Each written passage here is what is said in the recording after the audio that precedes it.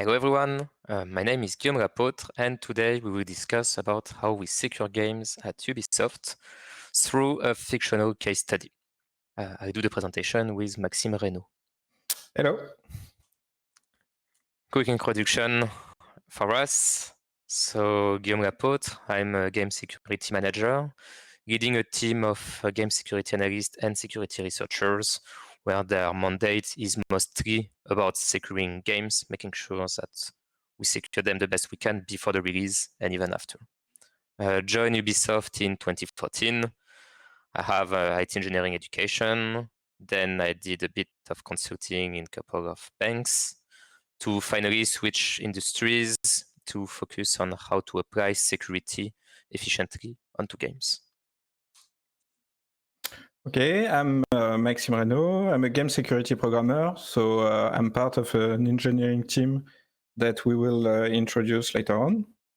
I joined Ubisoft recently, but I worked in the defense sector for 7 years. So my background is more in software security and malware threats, and I'm now applying my experience to the video game industry. So if you're a student looking for a career in game security, and especially game security programming, then I have two advices for you. The first one would be to be a programmer first, which means acquire a strong programming skill. That's a must-have. And the second one would be curious. So don't be afraid to dive deep into a technical domain, and that shows and that helps you acquire a research and development mindset. All right. Thanks, Maxime. So the agenda for today is quite straightforward, as you can see. First, we'll discuss about what GameSec is, and then we'll illustrate that with our case study. So, what's GameSec? In terms of missions, what we aim to do? First and foremost, we want to protect our players, and we want to ensure that they have the best and safest experience in all our games. And also, of course, for Ubisoft, we want to ensure that the game's revenue are not impeded by any major exploit that could have a negative impact. In terms of game security team, who works on that every day, every week? So we have game security analysts. GameSec analysts, they have a portfolio of games that they follow quite early in the development life cycle. And basically, they ensure that we do whatever necessary to do security-wise with the games and with the productions. As we want to have some proximity with various productions teams, we have them in various locations. So we have people in Germany, in Sweden, in Canada, and in France for now. We also have security researchers. So here it's usually more technical profile as well and focus more on offensive security. So here we really want to attack our games, specifically on PC or on mobile, and assess them against variety of threats. All those people are based in Montreal. And finally, we have game security engineers, as Maxime, for instance.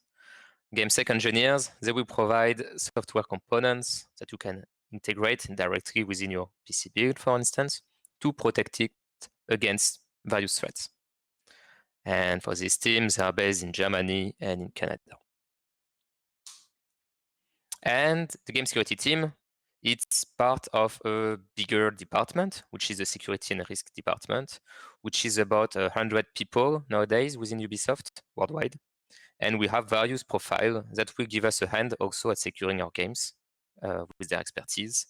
So we would have, for instance, ethical hackers that will also attack the infrastructure of our games. We will have security architects that will help build secure architecture for our online games specifically. We have privacy experts, business continuity experts, incident, you name them.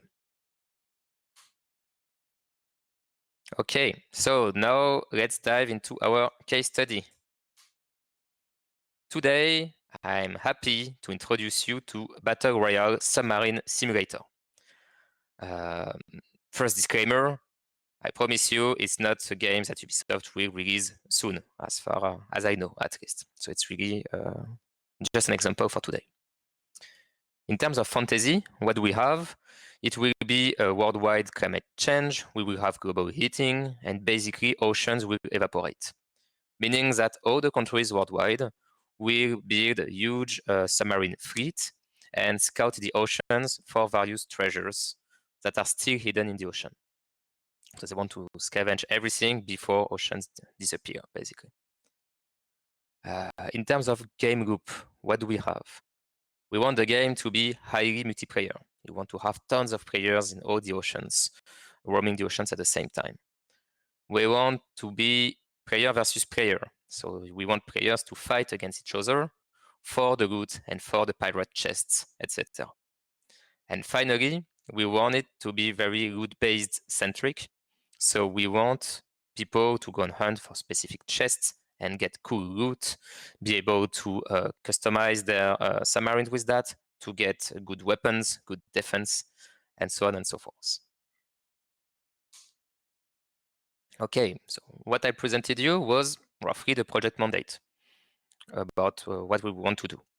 Here, I think some of you might be familiar about the Ubisoft stage gate process, which has been presented in previous presentations as well. Basically, it's a bunch of gates and phases which help mature the game and make sure that we release the games that we want to. As you can see, we start talking about security quite early, and that would be about the kickoff meeting. Once the game finishes the conception phase and we enter in pre-prod, we will introduce the game to a game security analyst that will add this game into his or her portfolio. And then from now on, we will do various meetings and reports for the production, making sure that they know what they need to do security-wise for the game. Around the FP, the first playable, when the game finish the pre-prod and enter into production phase, we will start to put our hands on the PC build usually, because it's mature enough to start playing with that. It will be focused on specific features, and we will either assess it, so attack the game on specific scope, and or protect it, of course, through some hardening measures that we can add. Then we release, and even after, of course, we continue to work with the production. As long as they are live, we continue to make sure that the game is as safe as possible. Okay, let's see how it will go for our BRSS friends. Today, we are around the kickoff meeting. So our game security analysts get to be introduced to this production. And basically, the BRSS guys will say, hello, we are the core team of BRSS, nice to meet you. Let me introduce you to the game. So this is a game about submarines that will be PvP, highly multiplayer, tons of players in the ocean, and really focused on inventory and loot. So we really want players to go on the hunt for specific chests, to fight for that, and to have the best inventories they can have. The security analyst would say, okay, cool, thanks for the introduction. I got a pretty good grasp at what the game is about. Now, can you tell me a bit about what the online infrastructure would look like? What do you guys have in mind? Then BRSS would tell our security analyst, you know, actually, we have a quite aggressive time to market target. We really want to ship the game within a year.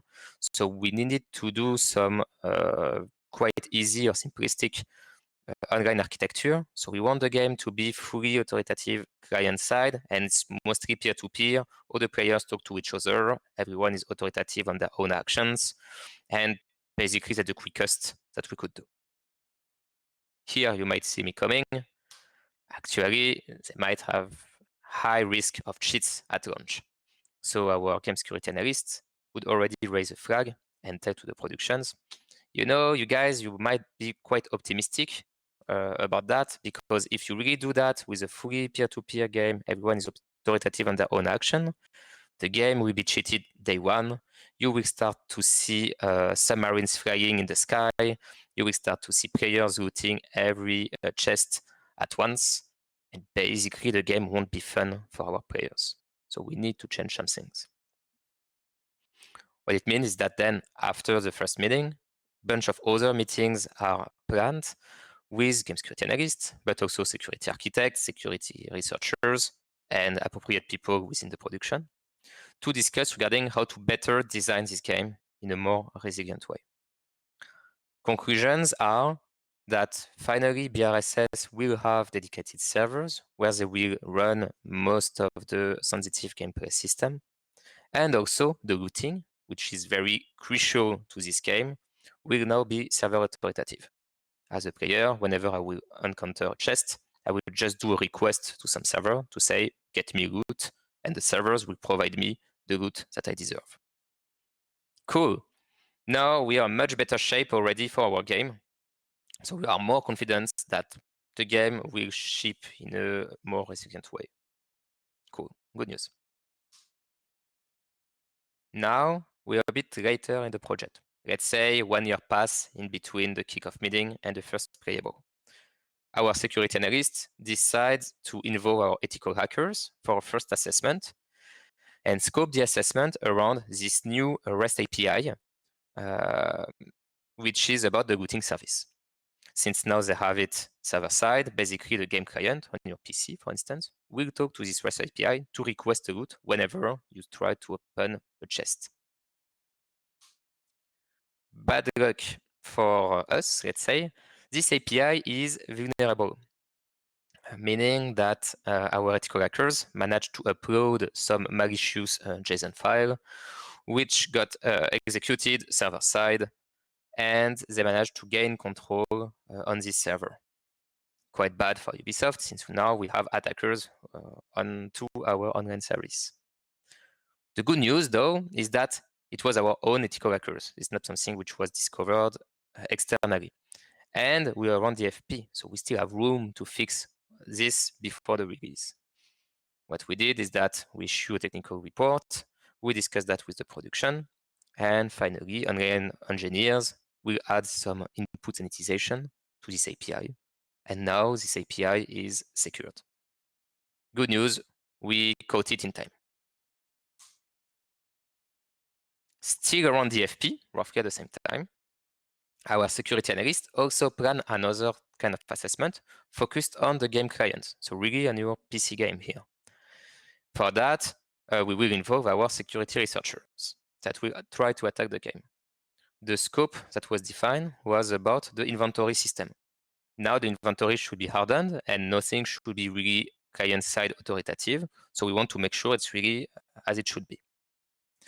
When the security researchers begin the assessment, they actually notice that there are some kind of peer-to-peer communication, and basically the game client is still talking directly to all the other players, whereas normally it should talk only to a couple of Ubisoft servers for the routing, for the game servers, etc., etc.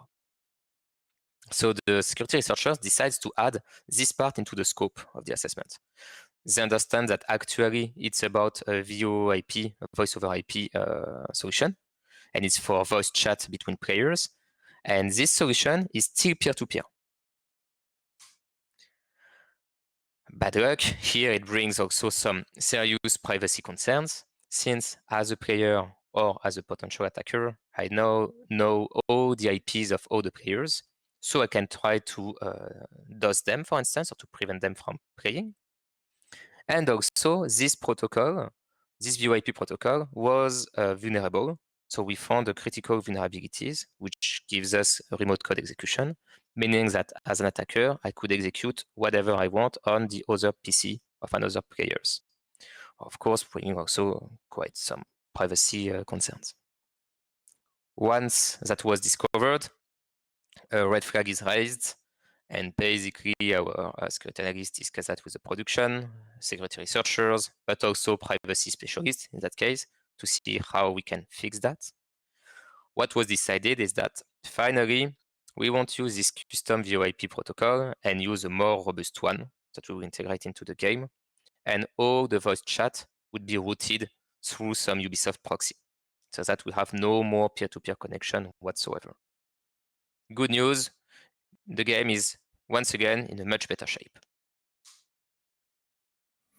Okay, so around alpha, so little time goes by. Around alpha, a new assessment is scheduled. The first assessment was about looting, but it turned into a network analysis of the voice over IP system. So this one focused on gameplay features that could be exploited. So not really an impact on security, but something that would definitely ruin the game experience. So in order to understand the perspective of an attacker, the security researcher go down to the assembly, to an assembly level analysis on the game executable code and on the process memory. And one thing caught their attention is this item, the sonar item. It reveals nearby enemies normally on the minimap, but they managed to make it global. So in order to understand what they did, we need to understand how the feature was actually implemented. So normally you see just the submarines around you, and it's done by having the data coming from the server. So the server sends the positions of all submarine actually, and on your game client, you compute some sort of visibility mask, and the position of the submarines are filtered, and so you only see the ones nearby. But as we can see here, the data is still there.